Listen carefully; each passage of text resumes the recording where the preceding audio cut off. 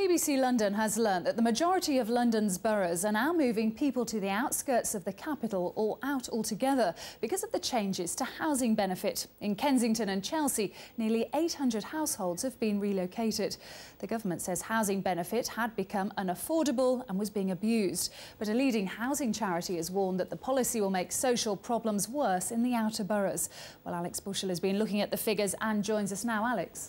Well, Louisa, we asked all of London's councils whether they've placed people waiting on their housing lists outside their borough. Of the 26 who replied, 65% said that they had. 38% said they'd moved people out of London altogether. Now, only two boroughs provided figures on the actual number of people affected. One of them, Kensington and Chelsea, said that they'd moved 769 households out of the borough. Kim Brown was among them.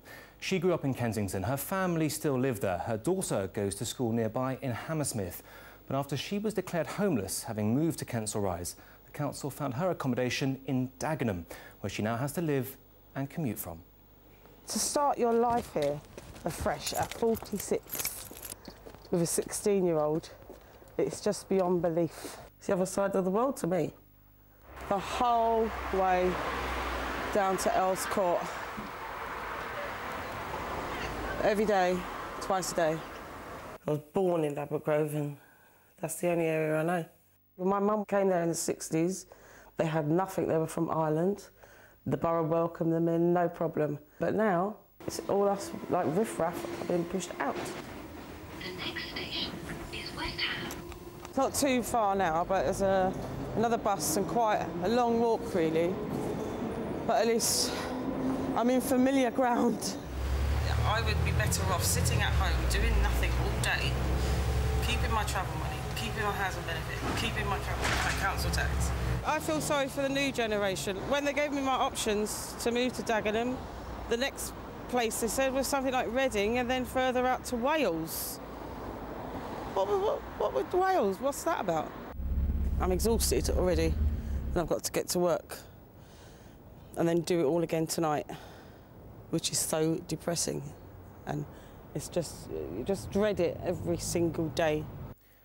Well, Kim's story is just part of a wider issue of housing benefit reform. Last year, the government capped the amount it pays to house those on welfare, and housing charities like Broadway are warning this will be the biggest social change in London for generations. I want to live in a community where my children can live after me, where my parents can live as elderly people, where there are disabled people, where there are unemployed people, where there's a mixed community. I don't want to live in a London where you have areas that are divided up for certain people, certain classes, certain groups. I think that's intrinsically wrong. There are others who disagree, pointing to how much the government spends on housing benefit, which has doubled to over £21 billion a year by last year. Even with the housing benefit caps in place, it could still be up to £21,000 of rent being paid by the taxpayer in order for somebody to live in a street. Now that's fine, but I don't think the taxpayer should be paying for people to live in streets that they themselves couldn't afford. So, in essence, the government says the housing bill was too high, the cost too much.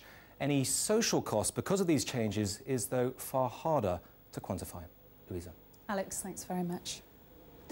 Well, critics have long argued that building new homes is the only way out of the current crisis in London. But despite tens of thousands of affordable properties being built, demand is still outstripping supply.